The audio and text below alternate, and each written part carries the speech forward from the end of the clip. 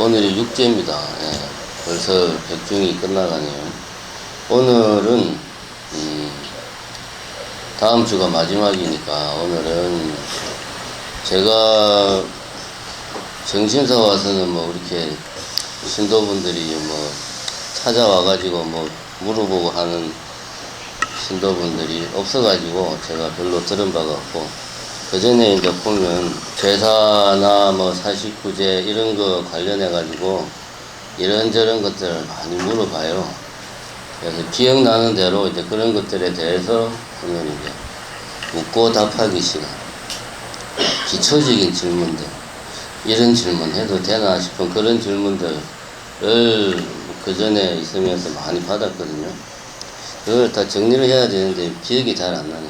생각나는 대로 우선 기재사에 관련된 질문들 보면 근데 많은 것 중에 하나가 그겁니다.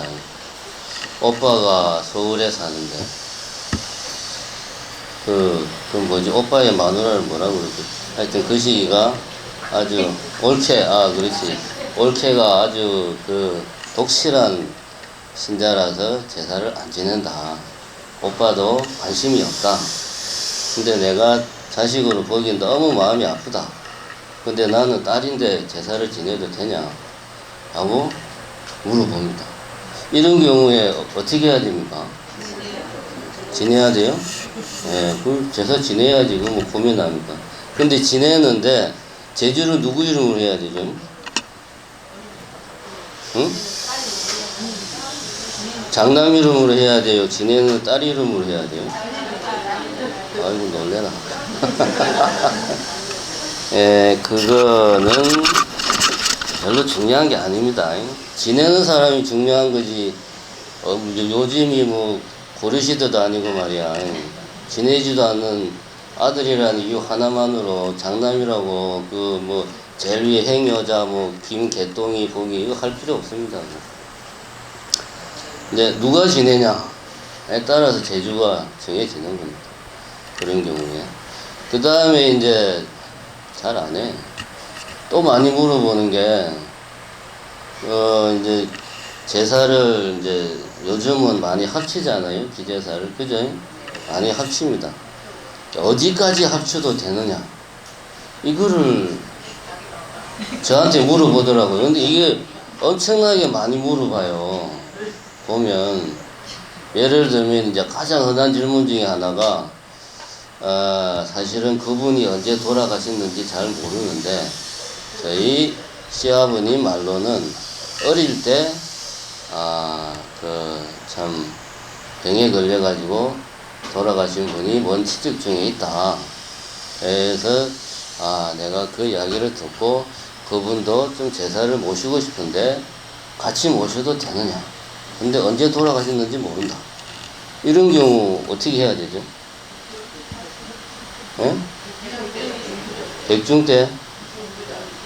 응? 백중 때 하면 된다. 그렇지. 그런 양반들 하라고 원래 이제 백중이 있죠. 그런데 이제 이분은 기제사를 지낼 때 같이 지내고 싶은 거예요. 근데 같이 지내도 될까요? 같이 지내면 안 될까요? 돼요? 안 돼요? 돼요? 그럼 뭐 정신사 신도분들이 된다고 하니까 되는 걸로 합시다. 이것도 같이 지내면 됩니다. 왜냐하면 기제사라고 하는 것은 말 그대로 기일에 지내는 제사인데 합치겠다고 하는 순간부터 이미 그 룰을 깨버린 거예요. 그렇잖아요. 제사를 왜 합칩니까? 하도 많으니까 옛날에는 당연히 해야 되는 걸로 생각하고 한 달에 한 번씩 제사 지냈잖아요. 그죠? 근데 이제는 나이도 70, 80 먹어서 내가 어떻게 지내냐. 힘들다. 그래서 합치는 거예요. 합치는 순간 기제사는 기일에 지낸다라고 하는 암묵적인 원칙, 보이지 않는 관례가 깨진 겁니다. 그러면 뭐 좀 표현이 그렇지만 하는 김에 그냥 참 제대로 밥 한 끼 못 얻어먹은 영가님들 같이 지내주면 좋죠. 이렇게 되면 이제 요즘은 추세가 기제사와 뭐하고 경계가 애매해집니까? 천도제하고 이제 경계가 애매해집니다. 이제 갈수록 보면 그렇습니다. 요즘 불교를 안 믿는 일반 그냥 무교 집안에서도 제사는 지내는데 대부분 합쳐서 1년에 한 번 지냅니다. 그럼 그게 뭐 천도제지, 안 그렇습니까? 요즘 갈수록 기제사와 천도제의 경계가 애매해지고 있습니다. 이런 거는 그렇게 중요한 게 아니다. 중요한 거는 뭐 제사를 모신다는 게 중요한 거죠. 그죠? 그 다음에, 또 기제사와 관련된 게, 기제사를 지내는데, 이제 시댁 식구들, 이제, 조상님들 기제사를 지내는데, 나는 우리 시댁 식구만 지내니까 내가 아무리 딸이지만, 우리 친정집도 좀 지내고 싶어. 근데 우리 친정집은 이 동생이 있는데, 남동생이 있는데 그런 거 안 해. 그래서 내가 좀 기제사 지낼 때 시댁 식구들이랑 같이 그냥 해서 지내고 싶어. 이거는 어떻게 같이 해도 돼요? 안 돼요? 안 돼요? 왜 안 되지? 왜 안 돼? 예? 집안이 다르니까. 집안이 다르다는데. 자, 이거도 딱 정해진 규칙은 없습니다. 그렇다고 해서 아까 뭐 기제사는 기일에 지내는 건데 이미 합치는 순간부터 그런 뭐 룰이 없어진 거니까 뭐 같이 해도 된다 라고 우리 집에서 합의를 하면 남편하고 내하고 합의하고 자식들이 외할아버지도 제사 좀 지내요 막 그러면 같이 해도 됩니다. 굳이 뭐 같이 해서는 안 될 이유는 없습니다. 그런데 가족 간에 남편이 야 우리 제사에 왜 너희 집을 끌어들이고 그래? 싸움 나기 딱 좋은 케이스거든요. 이게 제가 할 말은 아니지만 야 네가 아무리 이런 말 하면 안 돼. 당신이 아무리 상을 차리지만 이거는 우리 조상님 제사인데 왜 당신 집안을 끌어들이냐?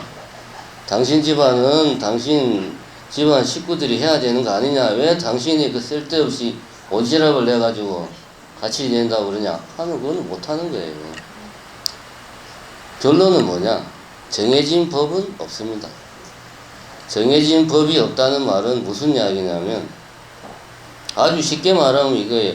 우리나라 법에 예를 들면 제사에 관한 특별법 이런 법이 있어가지고 기제사는 몇 촌까지 위로는 몇 촌, 위로는 몇 대, 옆으로는 몇 촌까지 합칠 수 있다. 뭐 내지는 기제사를 지낼 때 기일에서 뭐 며칠 안으로 뭐 시간을 날짜를 조정하는 것은 허용한다. 내지는 기제사를 지내는데 뭐 외가 쪽도 허용한다. 이게 법령으로 정해져 있으면 법령대로 해야 되죠. 어기면 벌금을 내거나 감옥을 가야 되니까. 근데 그런 법이 우리나라에 있습니까? 없어요. 근데 왜 우리가 이런 걸 막 괜히 뭐 내가 판사도 아닌데 스님한테 이런 걸 막 물어볼까요? 뭔가 모르게 마음에 걸리는 게 있는 거야. 이거 내가 해도 되나? 하면 안 되나? 왜 마음에 걸릴까? 이게 제가 이제 이런 이야기를 자주 하는데 70년대만 해도 제사는 무조건 기일에 지내는 거고 여자는 제사 지내는 방에 들어오지도 못했습니다. 솔직히 이야기하는데 여자는 뭐만 했습니까? 부엌에서 쇠가 빠지게 갖다 날랐잖아요. 그죠? 남자들 기껏 하는 거는 밤이나 까고 그거만 했어요.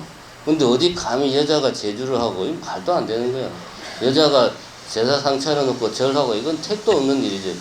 70년대까지는 이게 너무나 당연해가지고 여기에 대해서 문제 제기를 하면 그 사람이 비정상이에요. 어떻게 제사를 합쳐 감히 그러잖아요. 어떻게 아버지 제사하고 할아버지 제사를 같은 날 제사를 모시냐 이거야. 이런 버르장머리 없는 자식이 세상에 어디 있어요. 70년대까지는 그랬습니다. 이건 무슨 이야기냐?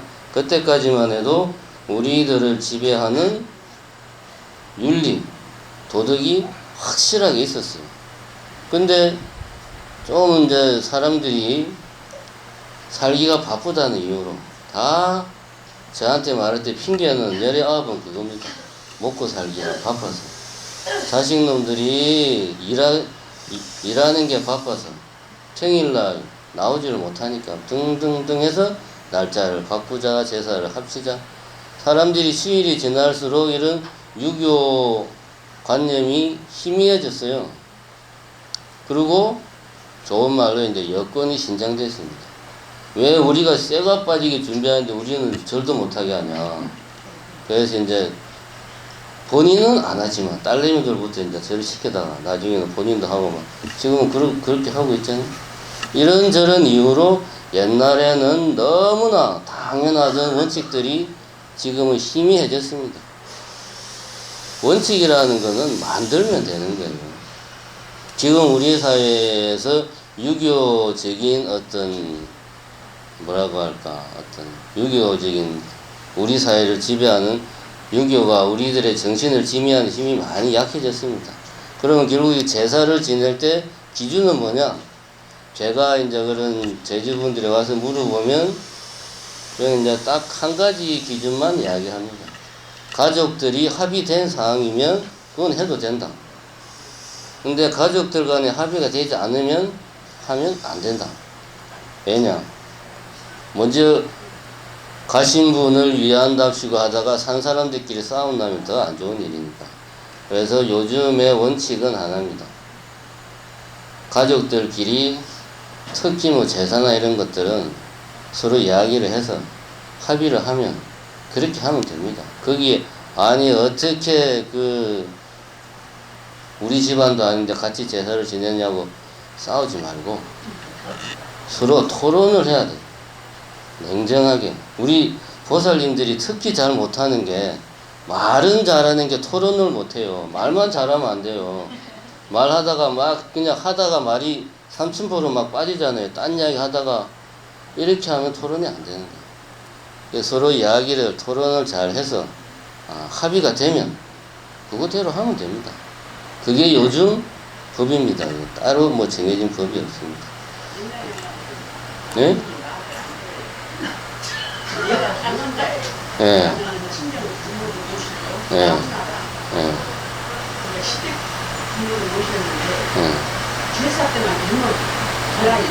그러지. 어느 집이나 다 그래요. 그냥 자기 부모가 못했잖아. 얘가 아들이 그러니까 그거는 제가 말씀드리기 좀 못하지만 자식 교육은 부모 하기 나름이에요. 근데 지금부터 자식들에 대한 그 성평등 교육을 제대로 시켜야 돼요. 아들들 설거지 시키고 아들들 청소 시키고 딸내미들 뭐 축구 같은 거 시키고 그렇게 해야 돼요. 그래야 나중에 본인이 고생 안 해요. 나중에 며느리 받아도 제사 내가 다 지내야 되고. 왜? 아들이 하지 말라는데 뭐 세상에 그런 나쁜 놈을 누가 키웠습니까? 내가 키웠어요. 그럼 누가 뭐라 그러고. 그러니까 이게 어느 집이나 할 것 없이 제사 날만 되면 싸워요. 그냥 안 싸우죠. 한 잔 마시고, 응? 딱 한 잔 마시고 이야기 잘하다가 이제 목소리 큰 삼촌이 이게 말이야 어쩌고 저쩌고 또 막 그러면 또 그냥 오천당숙이 너는 제삿날 나오지도 않다가 와가지고 막 싸우잖아요. 이제 이렇게 되면 안 되는 거예요.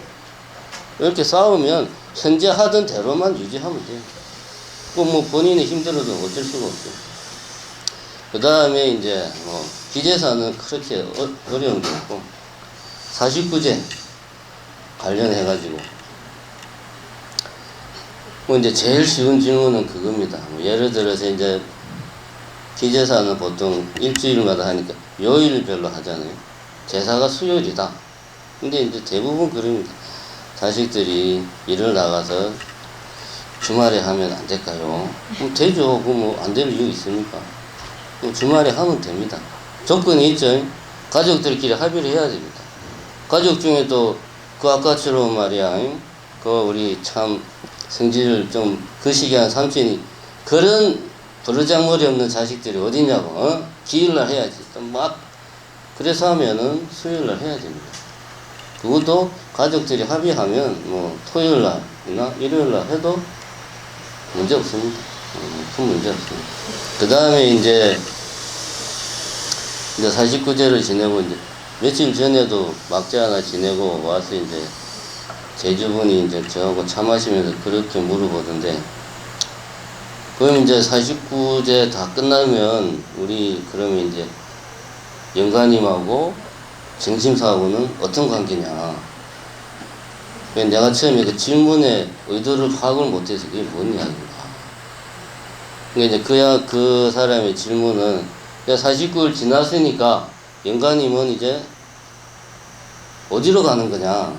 그동안은 정심사에 이제 뭐 대웅전 법당에 49일 동안 있었다고 했는데 끝났으니까 이제 어디로 가는 거요? 하고 이제 내한테 물어보는 거예요. 이제 뭐 우선 처음에는 그런 이야기 했습니다. 100일째 지는 날 100제도 지내고 1년 뒤에 처음 맞이하는 기일은 중요한 날이니까 또 제사를 꼭 챙겨서 지내고, 그 다음에 3년째 되는 날 또 제사를 지낸다.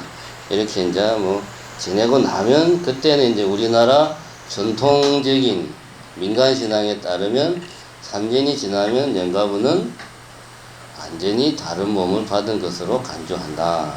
라고 이제 제가 이야기를 했습니다. 그러고 나서 이제 그분의 질문이, 그분이 궁금했던 게 뭔지 알았어요. 우리 이제 저 같은 경우는 불교는 이제 사람이 죽으면 다른 몸을 받는다. 윤회를 우리는 기본적으로 생각하는데, 그러니 이제 불교에 대해서 잘 모르는 사람들은 어디로 가느냐. 윤회가 아니고 죽어서 극락을 가냐, 지옥을 가냐, 불교니까 뭐 서방 정토로 가냐, 천국으로 가냐, 어디로 가냐. 장소에 대해서 물어보는데, 다른 몸을 받는 게 아니고 어떤 장소로 가느냐, 여기에 계속 있느냐. 보다 근본적으로는 뭡니까? 나는 솔직히 말해서 귀신이 있는지 없는지 못 믿겠다. 내 눈을 아무리 눈 닦고 봐도 대웅전에 오라버지 없는데 말이야. 이런 식으로. 그게 이제 베이스로 깔려 있죠. 깔린 상태에서 어디로 가냐. 그럼 이제 불교에서는 어디로 가냐 물어보면 이제 극락세계로 간다고 이야기합니다. 정확하게 말하면 서방 정토로 간다고 이야기하죠. 서방 정토가 어디에 있느냐. 여기서 뭐 기천만 정확한 숫자가 안 나와 있습니다. 그 경전에는 몇 킬로라고 명시가 안 돼. 그냥 기천만 유순 아주 먼 곳에 있다. 서방 정토. 거기에 아미타 부처님이 계시면서 거기에 있는 대중들에게 법을 설하고 계신다. 아미타 부처님은 서방 정토에서 아미타 48원의 큰 48가지 대원을 세우시고 서방 정토에서 거기 대중들에게 법을 설하고 계신다. 거기로 간다라고 이야기를 합니다. 그러니까 이거에 대한 해석이 불교는 두 갈래로 갈라져 있어요. 실제로 서방 정토가 있다. 주로 일본 친구들이 좀 많이 그래요. 그리고 이거는 불교와 무관하게 기존의 민간신앙, 우리나라뿐만 아니고 전 세계적으로 동양이든 서양이든 아프리카든 보면 4, 5세계는 다 어느 민족 할 것 없이, 어느 시대 할 것 없이 4, 5세계를 부정하는 인간은 없어요. 왜? 첫 번째는 지금까지 여기 항상 내하고 같이 있었는데 죽으면은 없어지잖아. 그럼 상식적으로 생각할 때, 어디론가 갔다. 근데 어디로?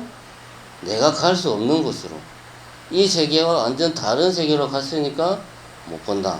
이 4, 5세계는 인간이 가지는 기본적인 사고에 들어 있습니다. 실제로 4, 5세계가 있냐 없냐를 떠나가지고 4, 5세계에 대한 믿음은 어느 시대, 어느 나라, 어느 민족 할 수 없이 다 있습니다. 이것이 이러한 믿음을 불교가 좀 더 체계화시켜서 만든 게 이제 정토사상입니다. 정토사상. 일본 친구들이 좀 그런 게 강해요. 보면. 이런 경우는 실제로 이제 정토가 있다. 그래서 우리가 뭘 하면 열심히 나무아미탑을 연부를 하면 극락 그 서방 정토로 간다라는 게 이제 정토 사상입니다. 그 다음에 이제 또 다른 또 정토에 관련된 사상은 유심 정토 사상. 내 마음이 부처고 내 마음이 정토고 내 마음이 극락이고 지금 내가 있는 이곳이 극락이다. 내가 열심히 수행을 해서 깨달으면 여기가 극락이다. 라는 이제 두 가지로 굳이 보면 나눠져 있습니다. 그럼 이걸 이제 이 중에 어떤 게 맞냐 틀리냐를 또 따져봐야 되잖아요. 근본적으로 따져보면 후자가 맞는데 왜 그러면은 불교에서 뭐 서방중토가 있다라는 걸 굳이 부정을 안 하냐 보면 실제로 이제 해능스님 같은 육조 해능, 육조 단경, 우리나라 한국 불교의 이제 뿌리는 거기에서부터 시작되잖아요. 중국 불교도 그렇고 육조 해능스님은 지금 내가 있는 이곳이 극락 정토다라고 육조 단경에서 이야기했고, 뭐 우리가 잘 아는 성철 스님도 극락 그런 거 없다라고, 워낙 그 양반은 성격이 칼 같은 분이라 한마디로 그냥 딱 잘라가지고 없다 그랬습니다. 근데 이제 부처님은 워낙 이렇게 대비심이 있는 분이라 이 시골 나이 많은 노인네들이 그 4, 5세기에 대한 믿음이 강한데 그걸 대놓고 굳이 부정할 이유가 있냐. 우선은 그래 열심히 기도하면 아미타불 기도하면 극락 정토세계 간다. 기도를 열심히 하다 보면 마음이 차분해지고 안정되고 집중이 되고 수행력이 깊어지면 저절로 깨닫게 됩니다. 이런 걸 우리는 이제 방편이라고 그래, 방편. 예, 올바른 불자의 길을 가기 위한 방편으로 우선은 굳이 부정하지 않고 열심히 수행을 하기 위한 하나의 그 도구로서 인정하는 거죠. 이런 측면에서 또 뭐 정토가 있다라고 이야기를 합니다. 그래서 그 양반이 질문한 거는 민간세행, 민간신앙에 비추어 봤을 때 우리 아버지는 이제 돌아가셨으니까 귀신인데 그동안은 뭐 스님 이야기에 따르면 49제 하는 동안 대웅전에 있었으니까 이제는 어디로 가냐, 진짜 뭐 극락으로 가냐, 어디로 가냐, 이 질문이었던 거죠. 우리는 생각을 바꿔야 된다. 어디로 가느냐가 아니고 어떤 몸을 받느냐. 불교에서는 이렇게 생각을 하는 게 올바르다. 그 다음에 이제 49제와 관련돼서는 뭐 또 사소한 것들은 별로 없고요. 뭐 어떤 옷가지를 채워야 되냐 그런 것들은 너무 사소하니까 빼고, 그 다음에 이제 근본적인 질문이 하나 남았죠. 귀신이 그럼 진짜로 있냐? 그지? 귀신이 실제로 있느냐 없느냐, 이 질문이 이제 남았습니다. 그죠? 이 왜 어제 며칠 전에 그분이 와서 저한테 우리 아버지는 이제 정신사하고 어떤 관계가 있냐 물어본 이유는 다른 게 아닙니다. 자기는 귀신은 없다고 학교에서 배웠고 또 요즘 현대 상식으로는 당연히 없다고 생각하는데 전에는 와서 보니까 꼭 귀신이 있는 것처럼 막 한단 말이야. 있는 건가? 아, 저 완전히 저 미신이야, 저거. 귀신 그런 거 없는데. 근데 찝찝하단 말이야. 또 부정하기는 찝찝하고, 인정하자니, 그건 아닌 것 같고. 그 마음속에 깨림직한 것이 마음 한구석에 있으니까 저한테 그런 질문을 한 겁니다. 여러분들은 어떻게 생각해요? 귀신이 있어요, 없어요? 있어요? 있어요? 없어요? 있어요? 귀신은 있습니다. 있다고 하니까. 자, 이 질문에 대해서 사실 스님들은 이런 주제를 이야기하는 걸 별로 안 좋아합니다. 왜냐? 상당히 복잡하고 애매모호하고 예민한 문제라서. 근데 사실 뭐 따지고 보면 그렇게 복잡한 문제도 아닙니다. 귀신이 있는가라는 질문을 우리가 올바로 대답하려면 이 질문은 두 가지로 이루어져 있어요. 첫 번째 귀신이라는 말이 있고 두 번째 있다 없다. 이 두 가지에 대해서 먼저 우리가 제대로 알고 나서 그 질문을 다시 해야 됩니다. 먼저 있다 없다라는 질문. 불교에서는 있다 없다라는 것만 정확하게 이해하면 불교의 모든 걸 다 이해한 것이나 마찬가지입니다. 근데 뭐 오늘은 본문을 길게 하는 날이 아니니까 그냥 제가 일방적으로 이야기하면, 예를 들면 이런 겁니다. 붕어빵 잘 알죠? 붕어빵. 응? 이 참 더운 한여름에 붕어빵 이야기하기 좀 그렇지만, 붕어빵을 만들려면 어떻게 해야 됩니까? 붕어빵 만드는 틀이 있잖아요. 틀에다가 밀가루 반죽 넣고 단판 넣고 뚜껑 닫고 불을 이제 딱 구우면 붕어빵이 나오죠. 그 틀만 있으면 붕어빵은 계속 나오죠. 근데 그렇게 만든 붕어빵이 다 똑같습니까? 조금씩은 다르겠죠. 당연히 다르지. 우리는 그 각각을 다 붕어빵이라고 그러죠. 근데 그 각각을 자세히 보세요. 그게 실제로 붕어빵이 그거 그냥 밀가루 반죽 덩어리예요. 정확하게 말하자면 붕어빵 아닙니다. 근데 우리는 그 붕어빵이라고 철석까지 믿고 있어요. 자, 이 이야기에 대해서 잘 느낌이 안 온다. 그러면 이게 뭡니까, 여러분? 응? 아, 이거 모르는 사람들 많구나. 요령입니다. 요령. 그런데 불교에 대한 요령은 들어야 되는데 목이 안 좋네. 사전 지식이 전혀 없는 사람이 있다. 이렇게 생긴 걸 처음 본다. 그러면 어떻게 생각하겠어요? 종같이도 생겼고 소 목에 다는 뭐 그런 것 같기도 하고 저게 뭐지? 라고 이제 자기 머릿속에 있는 이거하고 비슷한 이미지하고 다 맞춰보겠죠. 뭐가 제일 비슷한가? 당연히 없지. 이런 거 처음 보니까. 그래서 아 저게 뭐지? 하고 아는 사람한테 물어봐요. 스님 이게 뭐예요? 그럼 요령이야? 그럼 거기에서 이제 끝난 거야. 이름만 알면 이거에 대한 궁금증이 100명에 99명은 사라집니다. 아 요령이구나. 끝. 더 이상 이거에 대해서 관심이 없어요. 이렇게 우리 같은 경우에 우리 마음속에 붕어빵 찍는 귀에 그 틀이 있다고 생각하면 됩니다. 우리 마음속에 그 틀이 있어가지고 저기 이제 붕어빵 비슷한 게 딱 내 앞에 보이면 그 틀하고 맞춰봐. 딱 맞네. 얘는 붕어빵이다 라고 우리가 말을 하는 거예요. 우리 머릿속에 이제 막 요령에 대한 틀이 하나 만들어졌어요. 그 전까지는 없었는데 이게 뭐예요? 요령이야? 그럼 내 눈으로 쫙 이제 스캔을 하는 거지. 그래서 내 머릿속에 요령에 대한 틀이 딱 만들어졌어. 이미지가 만들어진 거야. 그래서 다음에 이걸 딱 보면 아무 고민 없이 요령이 있네. 그러고 이제 끝나는 거예요. 이렇게 우리 마음속에 일종의 그 틀이 있어요. 틀이 있습니다. 붕어빵을 보고 저 붕어빵이다라고 생각하게 해주는 틀이 있고, 요령을 보고 이 뭔가를 보고 저건 요령이다 라고 우리가 말하게 하는 틀이 우리 마음속에 있다. 이 말을 달리 바꾸면 뭡니까? 여기에 요령이 있다. 맞죠? 여기에 붕어빵이 있다 라고 우리는 말을 합니다. 근데 실제로 거기에 붕어빵이 있느냐 하면은 막 뒤집어 보면 그거는 밀가루 반죽이고 팥이고, 더 뒤집어 보면 뭡니까? 뭐 탄소, 뭡니까? 수소, 막 그런 걸로 이제 과학 시간에 배우는 원소로 나눠지겠지. 그럼 실제로 있는 거는 우리 머릿속에 있는 틀이에요, 틀.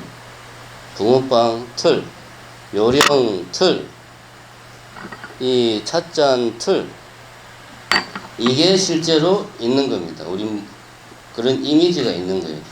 불교에서 말하는 있다 없다라는 것은 우리 마음속에 이런 틀이 있다는 거예요. 그거를 불교 용어로 뭐라 그러냐? 그걸 뭐라고 그러죠? 불교 용어로? 상. 그렇지, 상. 그걸 상이라고 그래요. 색수상이. 근데 정확하게 말하면 그걸 일체라고 그래.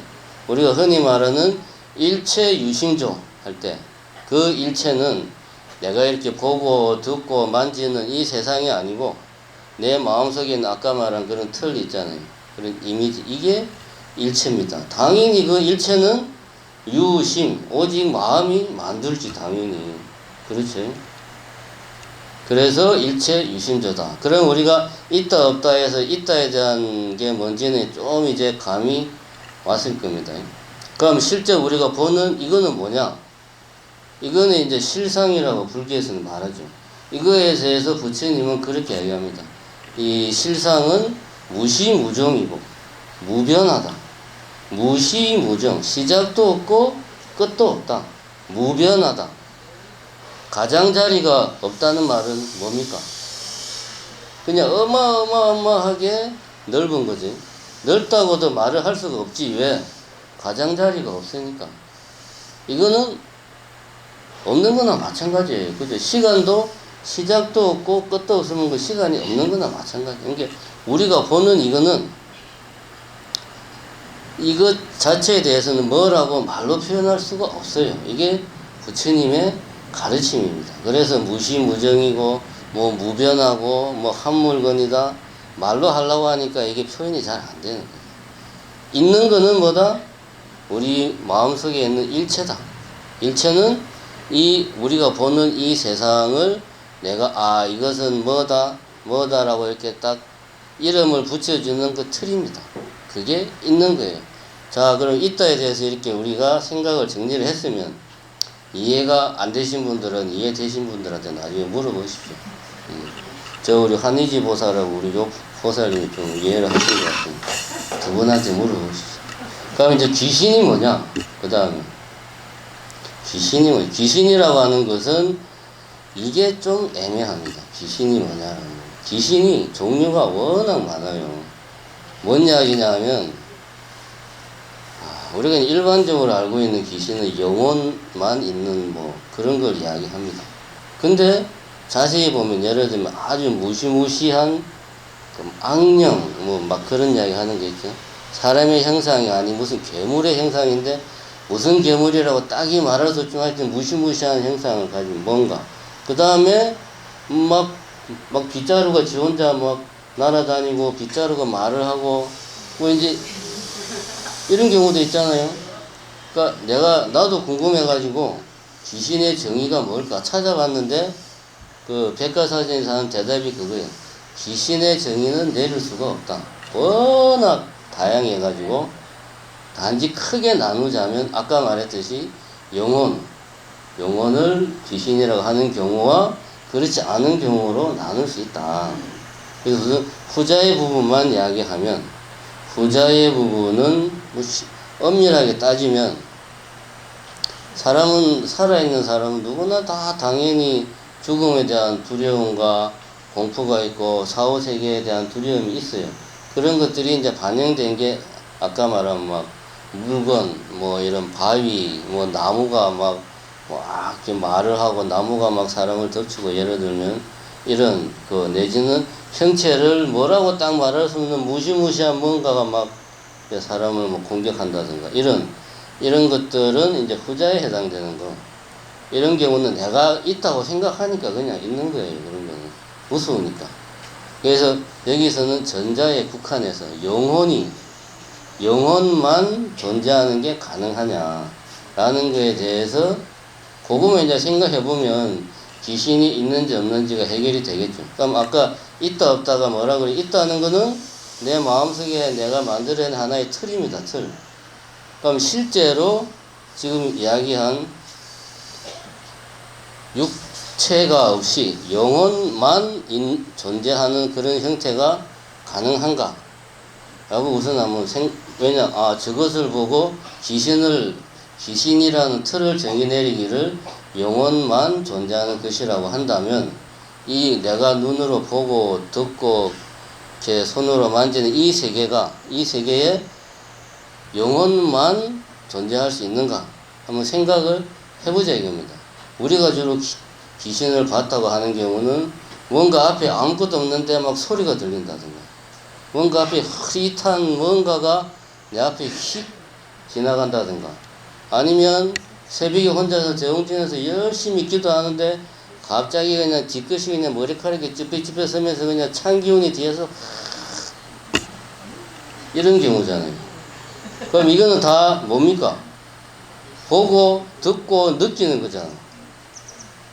몸뚱아리가 있어야 가능한 거잖아. 그지? 그러니까 엄밀하게 이 세상에서 영혼만 존재한다는 것은 불가능해요. 그래서 이런 부분에 대해서 부처님은 있다 없다라는 것을 말로 설명하기가 힘드니까 누가 이제 부처님한테 당연히 이런 질문을 했겠죠. 영혼이 있느냐 물어봤을 때 부처님은 말로 하면은 정확한 대답을 못하니까 대답을 안 하신 거예요. 안 하고 12연계에 대해서 설명을 하신 겁니다. 같은 맥락에서 귀신이 있는가 라고 물어보면 우리는 우리 마음속에 귀신에 대한 틀에 대해서 생각을 해야 됩니다. 내가 마음속에 어떤 걸 귀신이라고 생각하고 있는가, 그 틀에 대해서 생각을 하는 게 우선 첫 번째고, 두 번째는 백과사전에서 이야기한 바와 같이 사람마다 귀신에 대한, 나라마다 시대마다 다 다르다 보니까 참 정의 내리기가 힘들다. 이 말은 없다는 말이나 마찬가지다. 딱 그렇다라고 단정 지을 수는 없어요. 왜냐? 없다는 증거도 없으니까. 그죠? 없다는 증거가 있으면 제가 여기서 귀신은 없다 라고 딱 말을 하겠는데 없다는 증거도 없습니다. 있다는 증거도 없어요. 그리고 실제로 이 전 세계 심리학계에서 우리가 흔히 말하는 귀신이 씌었다, 귀신이 들렸다, 이게 우리나라에만 있는 게 아닙니다. 아프리카 저 유럽이나 미국 저기 가도 이렇게 막 그냥 귀신이 씌어가지고, 미국 영화도 있잖아요. 엑소시스트 이런 거 많습니다. 이런 경우에 90%는 정신분열 증상이라고 다 이야기를 합니다. 문제는 10%, 나머지 10%는 이건 뭔지 모르겠다, 이건 진짜 귀신이 씌인 것 같다 라고 이제 과학적으로 규명하지 못하는 10%가 있습니다. 그래서 우리는 귀신이 있다 없다라고 딱 꼬집어 말을 할 수가 없습니다. 단지 아까도 이야기했듯이 영혼만 존재할 수 있는가에 대해서는 우리가 상식적으로 생각하는 그것하고 영혼만 존재한다는 거는 일치하지를 않는다는 거죠. 없다는 게 아니고 영혼만 존재하면 우리는 그걸 인식할 수가 없어요. 그죠? 자, 조금만 다른 이야기라, 신은 존재하는가? 신은 없습니다. 왜냐? 신은 인간이 창조한 거예요. 상상 속에서.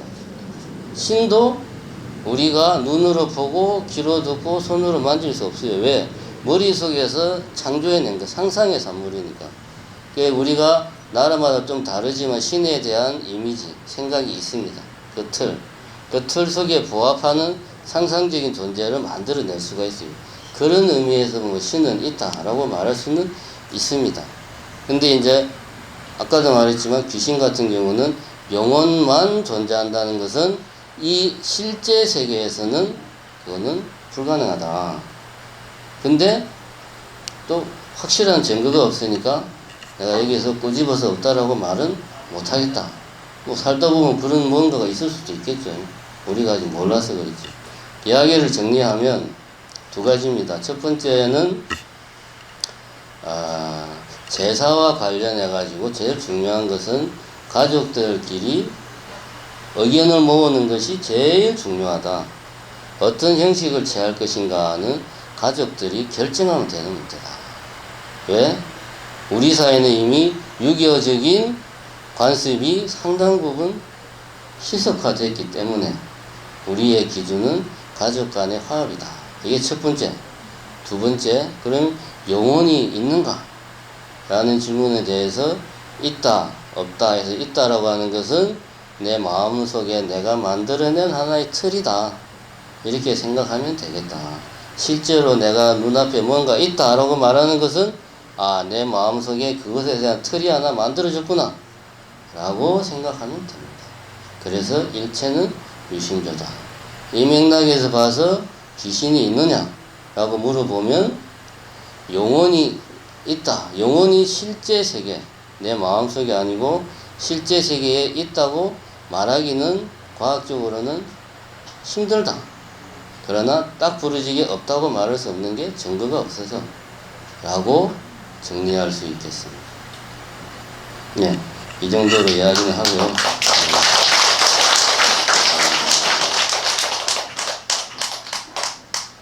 그 다음에 이제 오늘 공지사항이라기보다 이제 진행 그동안 했던 것들, 우선 여기 이제 지금 밖에 나이 드신 분들을 위한 난간을 만들고 있습니다. 지금 계단이라든가 화장실 옆이라든가 이쪽 계단 올라오는 데도 만들 겁니다. 이제 그 전부터 이야기는 있었는데 그동안 이제 차일피일 미루다가 이제 가장 좋은 방법이 이제 지금 하고 있는 게 제일 나은 방법인 것 같아서 저거를 이제 하기로 했습니다. 그렇게 하시고 빨리 해야 되는데 좀 시간이 늦어졌습니다. 이제 난간을 이제 만들고 있고 그 다음에 이제 원래 여기에 이제 이 뒤에 이제 의자를 만들려고 했는데 그 또 의자를 만들면 또 불편한 점이 많다고 또 그렇게 또 나이 드신 분들이 또 이야기를 해가지고 의자는 안 만들기로 했습니다. 원래 원래 그거는 시주하기로 한 거였어요. 우리 돈 들어가는 것도 아닌데. 그래서 뭐 의자는 안 만들기로 했고요. 그 다음에 청년식당 모집을 그동안 쭉 했는데 지금 2명 정도밖에 모집이 안 됐습니다. 계속 더 모집하는 것은 의미가 없을 것 같고요. 그래서 우선 그 정도로 해서 청년식당 자원봉사자 모집을 마감을 했습니다. 그 다음에 이제 도표집 제작과 관련해서 지금 한 3주 정도 아마 지난 것 같아요. 대략 7월 하순경부터 시작했습니다. 근데 지금까지 모인 게 30분이 302만원 정도가 모금이 됐습니다. 이게 실적이 아주 저조합니다. 그렇다고 해서 이렇게 실적이 저조하니까 여러분들 돈 많이 내세요. 이거는 제가 볼 때 문제가 있고요. 이제 이런 경우 보통 이제 관행대로 하자면 뭐 이제 종무소에서 자주 나오시는 분들 그다음 임원분들한테 이제 뭐 좀 내시라고 이제 권유를 하는데 이거는 제가 볼 때는 좋은 방법은 아니고요. 오늘 여러분들 이제 공양하시면서 같이 335 이야기를 해 보십시오.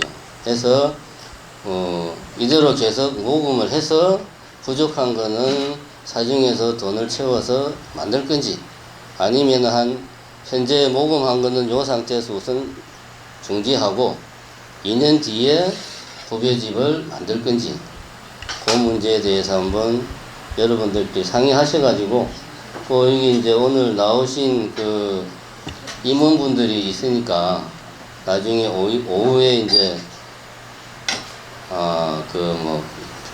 임시로 운영위원회 같은 거를 잠깐 좀 임원분들이 모여가지고 의견을 취합을 해서 그 자리에서 결정을 하도록 하겠습니다. 그러니까 여러분들께서 자기 생각을 그냥 같이 이야기하고 임원분들한테 이야기를 해주면 됩니다. 우리 합찬당자님이나 정심회 회장님이나 우리 회장님 나오셨나? 회장님이나 우리 이런 분들에게 이야기를 해주시면 의견을 취합해서 오늘 중으로 연기할 건지 계속 진행을 할 건지 결정을 하도록 하겠습니다. 이상입니다. 제사 지내겠습니다.